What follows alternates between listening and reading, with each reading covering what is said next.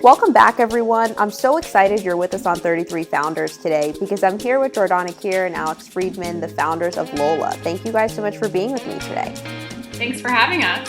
So as we're just saying, one of my favorite introductions to Lola is that we focus so heavily on the food that we put inside our bodies, yet rarely do we take the time to turn around a tampon box to see what we're also putting in our bodies once every month. Can you guys introduce us to Lola in that light? Yeah, absolutely. So, originally when Alex and I were embarking on this tampon adventure, it started more as an idea around delivery because we were realizing that every single month, we were running to the store. We never had what we never had what we needed in our houses, in our apartments. And so the Lola really began more as a delivery concept. But when we started to actually look at the products that we were going to sell, we realized that we had actually never even asked ourselves the question, what's in these products? Where can we find that information? And when we started to dive deeper into the industry, we're pretty shocked. We're pretty shocked that the FDA doesn't require companies to fully disclose all the ingredients in these products. So, if you look at a box of anything that you find on a shelf in the store, typically it will say this product may contain rayon, polyester, cotton, and a bunch of other things too. But what's really kind of amazing is we had never even thought to look at the box, and why was that? And B, why aren't these brands required to disclose everything? This is a product you're putting in your body for between 4 to 8 hours, and it made us just a little uncomfortable. So what we decided to do was, kind of transition the brand and pivot a little bit to being more around finding kind of the best product that we can use that gives us the most peace of mind. And for us, that was cotton. It was a material we understood. We wear a lot of cotton clothes. It's a natural fiber that we understand versus synthetic or artificial fibers. And so we kind of scoured the globe, found this amazing manufacturer that produces 100% cotton tampons with a BPA-free plastic applicator. And we liked, for our first product, we really liked the idea of kind of marrying these two materials together where, you wouldn't have to compromise on your comfort with these products, but you also would be able to use, a material that you understood and would feel more informed and happy and secure and confident knowing exactly what was in the product you were using. With that in mind, I know that a huge part of your work is education and raising awareness, even for the fact that, like you said, we've never even turned around the box. We just keep getting it every month. What are some of the efforts you guys are working on to educate women about this and create a Lola movement? Yeah, so before we launched, we traveled around the US and conducted about 15 different focus groups or gatherings of 10 or 15 women each, where we would ask them the question, do you know what's in your tampon? Do you know what's in your feminine care? And we find that the education and the conversation really starts with just asking that question, because for most women, at least the women that we know and have talked to for the last year, they've never thought about this topic before and they've never been asked that question before. So simply posing the question has been powerful to friends, to other people in our networks, on social media, on our website, just putting it out there. From there, we're trying to put together a bunch of collateral on our website to educate our customers and other women who are interested on the industry and what information is available to them, and also try and help them think through, why am I choosing the products that I'm choosing, specifically in feminine care, but also in their broader lives. When it comes to that, I know one of the ways you guys are focusing is in small groups. So having me go tell my friends and tell my families. Like I mentioned before, I have been shocked at seeing so many women post about Lola so excitedly on social media. Can you touch on that and how that's validated what you guys are working on? Yeah. So I mean, before we launched the business, we assumed that we'd hear from customers and fans and critics alike through mostly direct channels, so email or kind of pinging us directly on Facebook or calls. But we were, as you mentioned, pleasantly surprised to see all of the activity kind of in public places. You know, people are tweeting at us all day.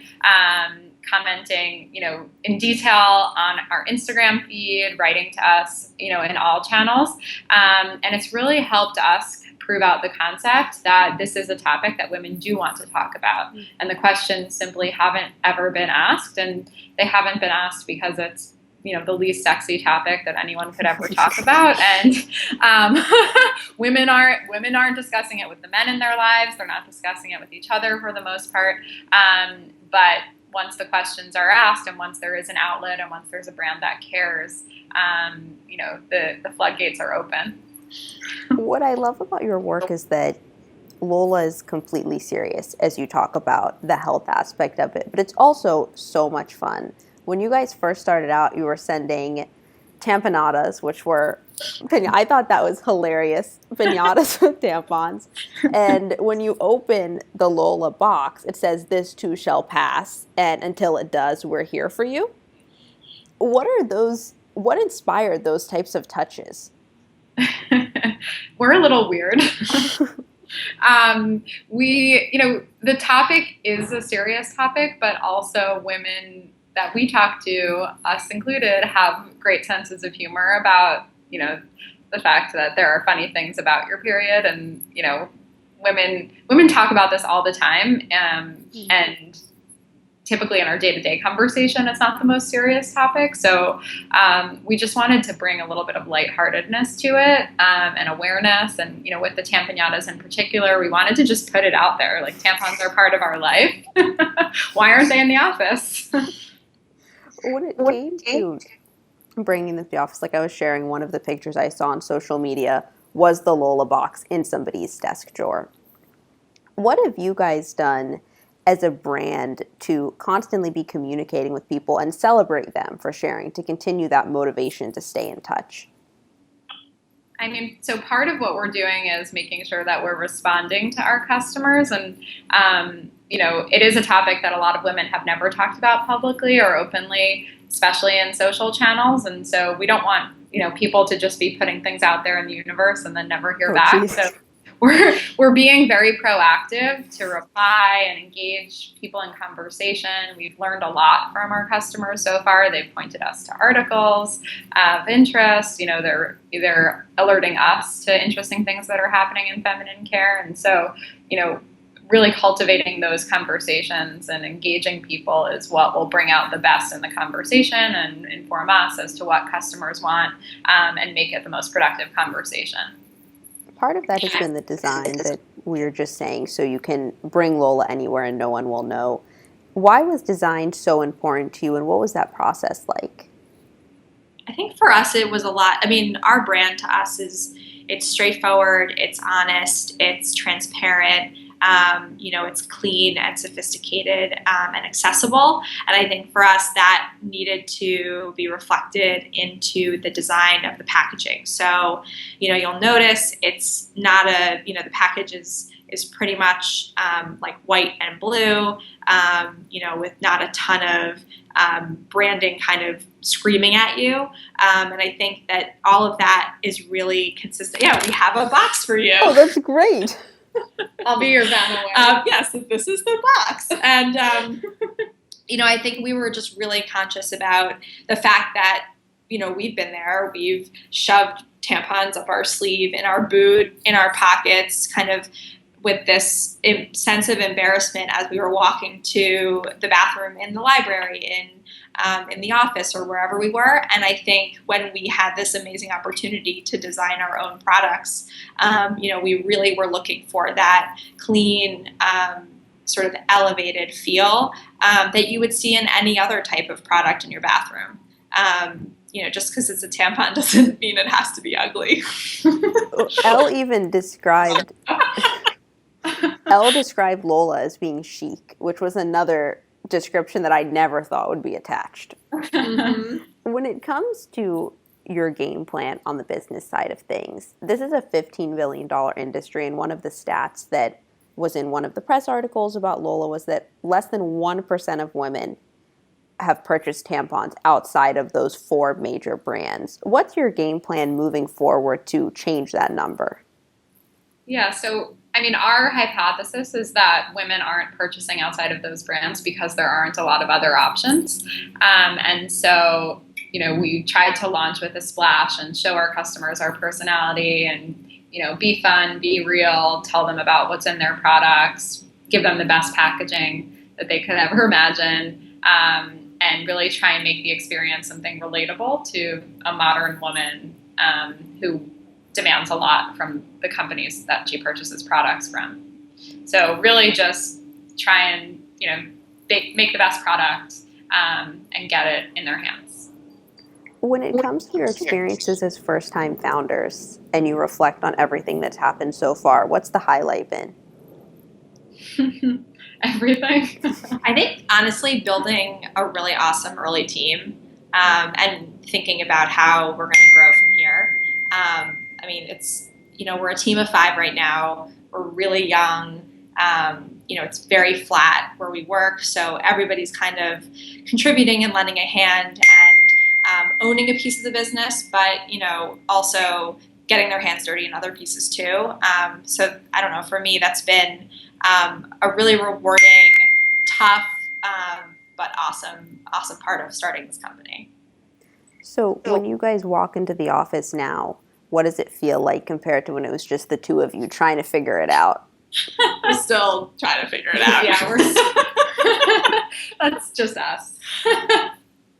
Yeah, it's amazing though having a group of women working alongside us to build this, because a year ago this was just an idea, and now we have a product, we're selling, we have customers, we're really building a business and a brand, and it's exciting that we have other partners doing it with us. What are some of the goals you guys hope to accomplish in the next 12 months? So right now we're very focused on our tampon business. We have a much broader long-term vision of being a bigger feminine care brand that sells everything our customers need and want simple, natural products and beautiful packaging delivered to them. But for now, we're focused on our first product and making sure that we're digesting all the feedback that we're hearing from our audience and making sure that that product is exactly what she needs before we move on to the next. When it comes to developing the product, especially this one, and creating your brand voice, 2 questions on that. The first one is, as I've shared plenty of times now, I love the voice that's attached to Lola because that's why you guys chose the name. It's a woman who's smart and intelligent about what goes in her body, but she's also really fun. What gave you guys the courage to attach that really fun voice to the brand while also maintaining the seriousness? So we talked a lot about this actually, and we wanted to make sure that the brand represented multidimensional women because women are multidimensional, and we found that when we were looking at a lot of other brands for inspiration, particularly in the feminine care space, they didn't necessarily represent all the things that we wanted to see from the brands that we choose. So it really was an experiment. We wanted to try and infuse it with a bit of personality and a good sense of humor, but also make sure that we were tackling the issues the right way. And every day we're tweaking it and working on it. That's so true. They all make me feel like I have to be super sporty. I never realized that. Yeah, we're just not that sporty. Yeah. What are some of the core lessons that you guys have learned since launch? We could go down a pretty long list probably.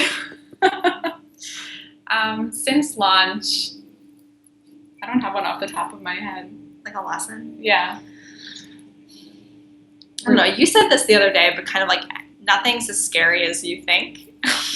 I mean, I think for us, we were introducing this kind of new concept and way of thinking about feminine care into the market. And that was scary. I mean, we had talked to, probably over the course of the year, 500 women. But that's certainly not that many women when you think about it. And so really kind of going headfirst into the market with a big launch and sort of seeing if people were going to respond, I think felt felt scarier than it actually was, because, you know, we've found that, you know, women are excited about this new community that we want to build, and want to be engaged in the topics we're bringing up. I know that one of the ways you guys are hoping to achieve that is through ambassador circles, and when women speaking with their friends in their personal circles, their family circles. For someone who wants to get involved, what's the best way to do that? They can just reach out to us. At this point, our ambassador program is still developing and relatively informal. So we have kind of a two-pronged ambassador approach. One is we've recruited friends and friends of friends into a group of women who have been providing feedback all along the way. And if there are any women who want to be a part of that community and, you know, provide product feedback, you know, give us thoughts about what type of content we should be producing, be involved in the community, you know, brainstorm with us in general, please shoot us a note. Then we have a college ambassador program. Same thing for women who want to get involved, spreading the word at college campuses. Also, you know, get in touch with us. We're happy to chat. Let's fast forward 5 years, and there's a huge cover story coming out about Lola, the first cover story ever to come out about feminine care products. What do you want the headline to be, and what's the picture going to be? We're definitely both in tampon dresses. Yeah, we've actually already designed our dress. We've already talked about this, about our outfits. And also what Jordana means is a dress completely made of tampons. Oh my God, okay. Yeah, we might actually have to start finding someone who can help us now make that over time. A lot of tampons. And luckily, tampons have a 5-year shelf life. Yep. Yes. You're set then. Prepare today. I don't know. The future of feminine care has arrived. I like it. I feel like it's already arrived. Like you guys launched, so it's here. The future of feminine care arrived 5 years ago. Here they are in dresses that took 5 years to make. Okay, if the hardest part of the business is just creating the dresses, I think you guys are set. Yeah, it's tough. All right, before we go, I'd love to shift gears for just a couple of minutes and talk about life outside of Lola. Fill in the blank. Jordana is... for me or for you? You're first. You'll fill it in, yeah. You'll fill it in for yourself. Oh, am I filling it in? Actually, yeah. Why don't you fill it in for each other? That's more fun. We're not good at this game. This is a fun Mad Lib. Jordana is extremely high energy, smart, and driven, and has a great sense of humor. That's a good one. Thank you. You're welcome. Alex is thoughtful, hilarious, and always willing to lend a hand. I love it. So we like each other. when it comes to that co-founder relations, one of the things you guys have shared previously about surviving the early days of a startup is making each other laugh at least 100 times every day. What have been some of the funniest moments to date? Oh my God. Which ones can we say on the record? I don't know, on the record. This is tough. I'm trying to think. We've had a lot. Here, I'll tell you one. This is before it goes on the press. Okay. So I don't even know what she's going to say. I'm so nervous. Yes, like 2 weeks ago. Yeah, you don't know what I'm going to say. 2 weeks ago, we were all sitting at this table having a big team meeting, and somebody suggested, wouldn't it be funny to take a slow-mo video of our team, like, throwing tampons at us? And so we have this amazing slow-mo video of us trying to work, but then suddenly tampons just start flying through the air. It's like hundreds of tampons slowly descending on our computers and all over us. You'll see that on our Instagram feed sometime. Coming soon. Coming soon. It's 33 Founders exclusive. Yeah. Right here. I'm not a big fan of the big life question of what advice would you give your 16-year-old self? Because you can't give your 16-year-old self that advice because you're already here and you're doing great. What do you guys want to remember about this period of your lives and your business in 10 years? Oh my God, that's a really good question. What do we want to remember in 10 years? So I think something that we've talked about a lot is how exciting this period is. The last year has been, we were basically locked in a room together for a year, conceiving the idea and, building out the product and the branding. And as we've started to, have a team on board, we've started to try and document some of those moments. So we take photos a lot. We have a team shared photo stream.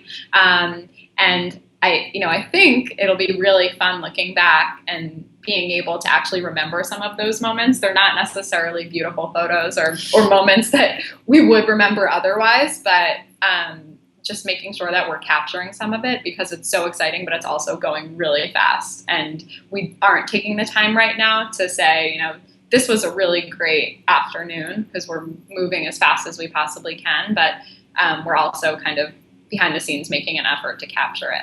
That's a really good one. How about you, Jordana? I don't know. Alex really hit the nail on the head. That was from both of us.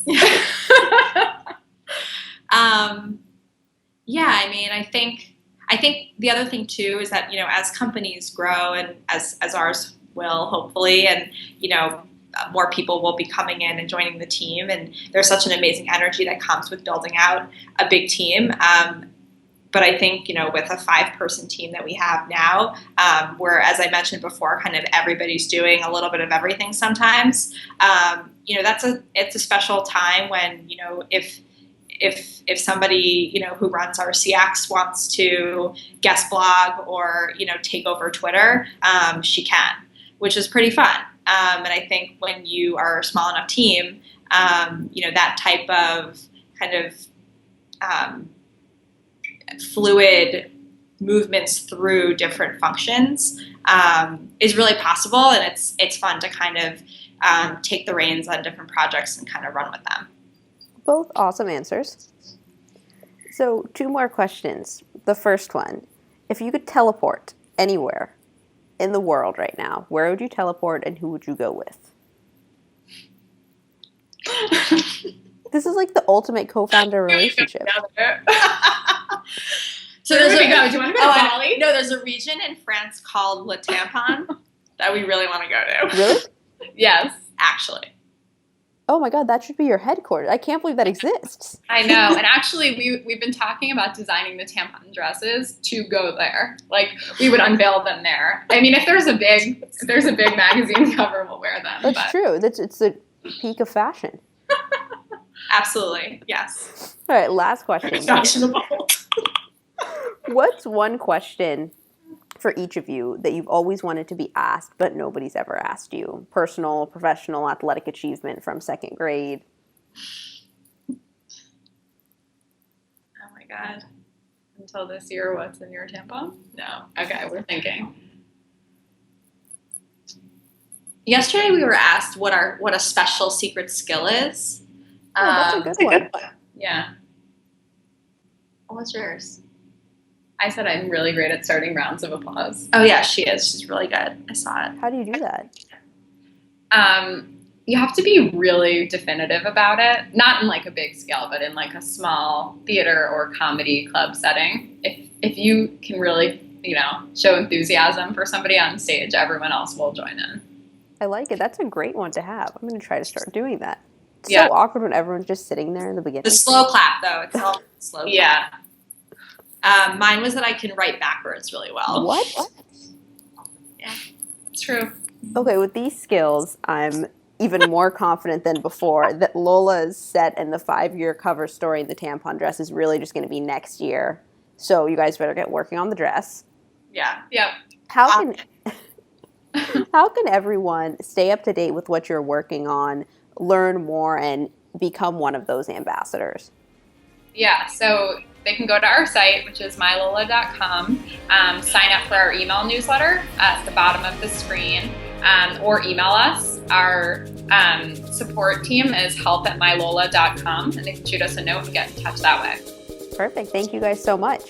Thank you. Thank you.